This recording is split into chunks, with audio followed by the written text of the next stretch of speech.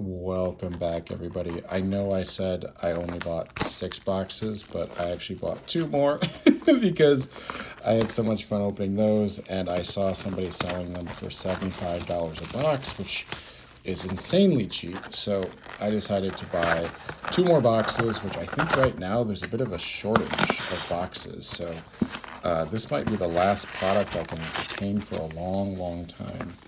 So we're going to organize this a little differently. I consider myself a bit of a veteran of opening packs now, so I feel a lot more well-versed in what to look for, what to do. So let's do this. We have a Leia, some upside down stuff. I love the pack orientation being off.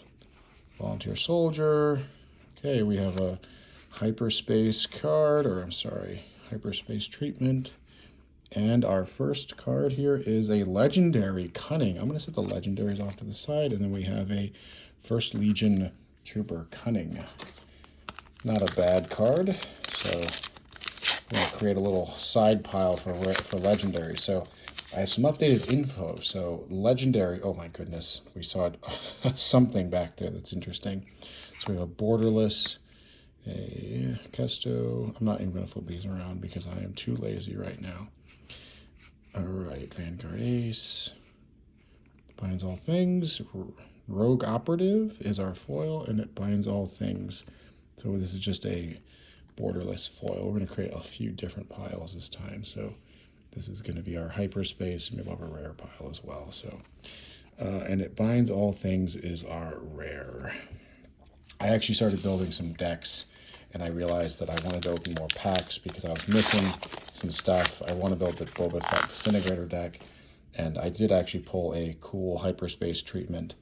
Okay, Administrator's Tower, hyperspace. Some upside down stuff. Oh, don't want to ruin the back there. We have something interesting. Fifth Brother, Takedown, Chewbacca, and our rare is, I actually needed this rare for a deck I'm building. And we have a rare hyperspace Saw Gerrera. So far, 2 of our 3 foils have been hyperspace treatment, so that's pretty cool. So not bad so far. Hyperspace rare foils are pretty cool. So let's see what else we get. Chewbacca hyperspace, pretty cool. Chopper base. All right, some upside down stuff. One thing I noticed certain building decks is there's pretty good, Sabine is like a very good card, for example. Like it's not just Emperor's Royal Guard is our rare, and then foil Emperor Palpatine. It's not just the rares that are good. Some of the best cards are actually commons like that, or uncommons. Like that Sabine Wren is a very good card, and she's in the uncommon slot, so I would like to get a few more of her. Okay. Looks like all of our packs are going to be oriented this way, but maybe that's a good luck token. Ooh, second Emperor's Royal Guard, and then Gamorrean Guards, the little dummies that get eaten by the Rancor. So it's interesting. This is a new pack, but the packs are new box, but the packs look a little bit weathered, which that's fine. But you know, for people maybe collecting one of each pack, it's a sign that perhaps these don't age super well, or you know, in long-term storage, maybe the cardboard decays a little bit, or paper rather. Inferno 4, General Ludana, Heroic Sacrifice. This is actually a very good card. And then we have Inferno 4 foil. This is, you know, I started, now that I built decks, I'm like, oh, you know, some of these rares are actually quite valuable and quite, you know, here's why. I'm going to show off a couple of the decks I built later. None of them are actually very good. I don't think. I'm not a particularly good deck builder, but I like to play. I signed up for a tournament at my local game store a week from now, so I will let you guys know how I do. Okay. So we're up to 2. This is actually good because now I have a playset of him, which is pretty cool. Echo Base Defender is our foil. So I think as far as a value, you know, we're at maybe, I got this for $75 as a box, and the Luke is like a $30 card, so I think we're at least $40 or $50 worth of value so far. So that's not bad. Not bad at all. Chimera is our rare, and then a foil ISB agent. And no hyperspace treatment in there. Interesting. All these cards have borders. Alrighty. I think that I want to see how I do playing these decks that I made. We have Jyn Erso, who is not a rare. I was thinking wrong. So I did find out from the comment section that the showcase, the 1 in every 12 boxes, is in the first position. So it takes place of the, there's a non-foil Saw Gerrera and then a rogue operative. But the showcase foil is in the first position there. So we should average 4 legendaries per box, but I think I did significantly better in the case I got. So can't complain there. Okay, Precision Fire, another hyperspace, the Ghost, Emperor's Legion is our rare, and then Rebel Pathfinder.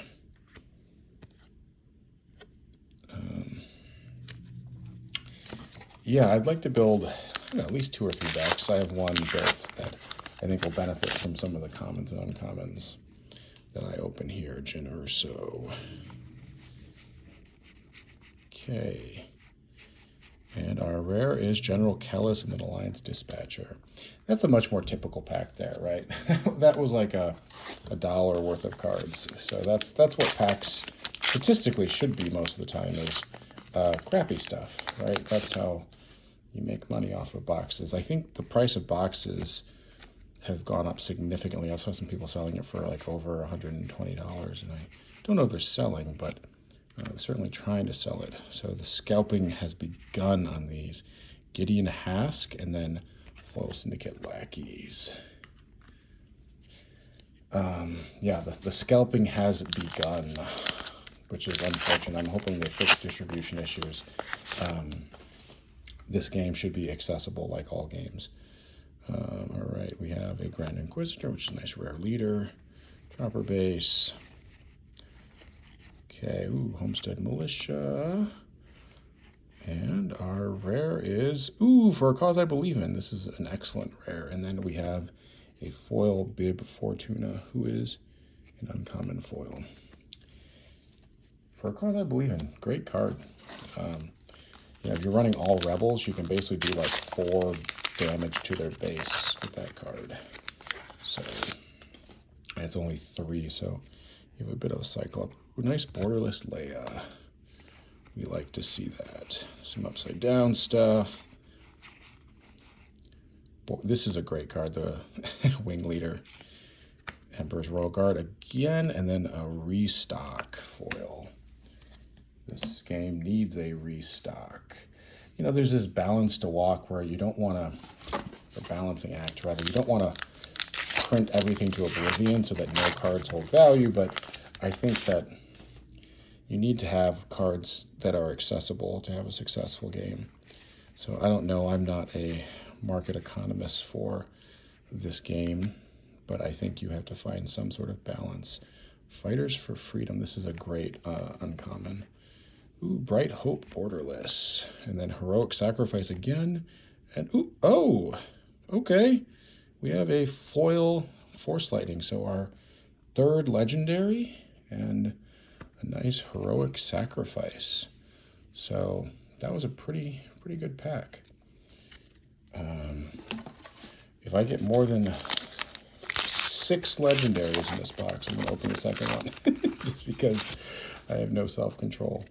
The best way to get me to stop opening stuff is to have a bunch of crappy boxes, which this has been a pretty good box. I don't think I actually have any Force Lightning, so that's the first one. Okay. The fates are telling me to keep going. The fates are telling me something. They're telling me that they like my odds. So we have, let's see here, 8 packs left, and we have 2 Luke Skywalkers pulled. So I think our value on this box has been reached. So that's cool. IG-88. Wing Leader. rare Saw Gerrera and a foil Zeb. I actually don't think I've seen this card yet. Maybe I just don't pay attention to it because it's in the uncommon slot.